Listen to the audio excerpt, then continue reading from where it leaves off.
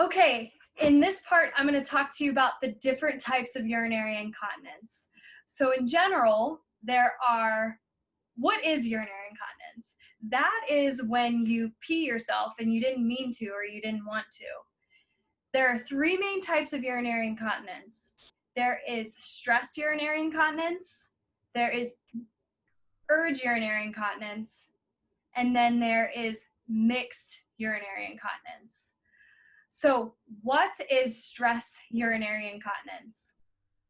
Okay, so stress urinary incontinence is when you lose urine when something happens in your body where internal body pressures increase. So a couple examples are coughing, sneezing, laughing, yelling, blowing your nose, jumping, running. All of those activities result in increases in pressures in our bodies. So let's go to the bladder now. Let's say you have the bladder here, and then you have a door underneath the bladder. And let's say, whenever someone's trying to get in a room, if you were ever a kid and your siblings were trying to come in your room, but you were trying to hold them off, that's kind of like what I'm talking about now. So there's weight in your bladder and there's a door, and that door consists of certain muscles and other types of body tissues that those are the siblings that keep the door closed from the other siblings. So let's say the force is so high in the bladder that all the people that are holding the door just isn't enough, and suddenly those people all flood in that are trying to open the door. That is the pee that is busting through and now is outside of your body. So that is pressure above is greater than pressure below, and that means you pee. That is stress urinary incontinence. The gold standard of testing for this is with a urodynamics study, and that would be performed typically by a urologist. But oftentimes you don't need a test to show signs that that's what's going on. Common people that is happening are women, postpartum women that haven't received pelvic floor physical therapy, postmenopausal women that never received pelvic floor physical therapy and let's say they're postpartum, or if you have poor bladder habits and you tend to just keep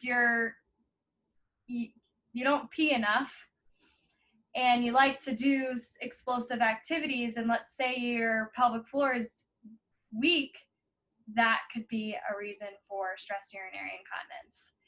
There are many roles that also play into this, and that is hormones, that's vascularity, there is connective tissue function, and those pieces we don't necessarily have control over.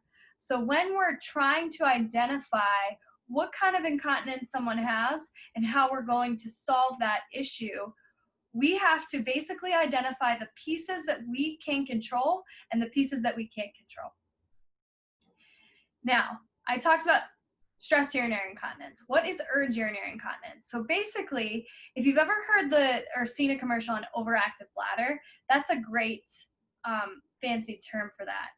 And overactive bladder or urge urinary incontinence is when your bladder muscle contracts at some trigger and your muscles aren't ready or prepared, and that to prevent that leakage from occurring. So a great example here is, let's say you leak when the shower turns on, or you leak when you're at the sink, or you're leaking when you grab the door, or you pull into the garage and you're getting out of your door or your car and you're on your way into the house.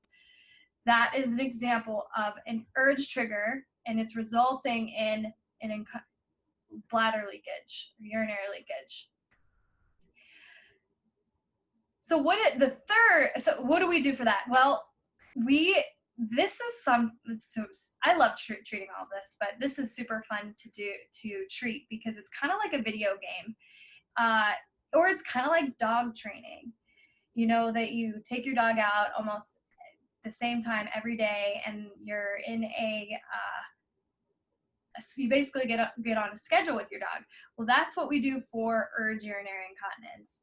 And we do bladder training diaries. We identify the things that you're doing that irritate the bladder, and we play around, we eliminate those and see if that helps. We do certain exercises before you come in contact with a trigger and see if that helps. Uh, it is treatable, but sometimes we do need an assistance with a certain type of medication that can calm down the bladder a bit, especially if you have any neurologic conditions. That is beyond this course, but just wanted to make a note there. So mixed urinary incontinence is a combination of both. So it's a little bit of urge, and then there's also the stress component. There's typically a dominant piece here. And so the approach is first to identify all the things that are potentially connected to the leak, to the episode that you're leaking. And then we treat the dominant incontinence, see if we get any results, and then hit the other type as well. If that doesn't work, we switch, we attack the other presentation and then go from there, or we do both at the same time. So it just depends on the person. Oftentimes women begin to have stress urinary incontinence, and then because women, they do the just in case all the time. Let me go just in case. Or they tend to empty their bladder before every workout, or they're going just in case because they're fearful of leaking.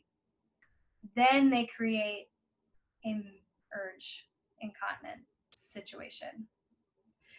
So in this video segment, I introduced you to the 3 most common types of urinary incontinence and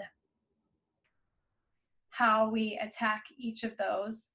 And in upcoming videos, we are going to review how to do a bladder diary so that we can identify which incontinence path that you have on your own, so that you can start changing things and improving the frequency and quantity of the bladder leakage episodes.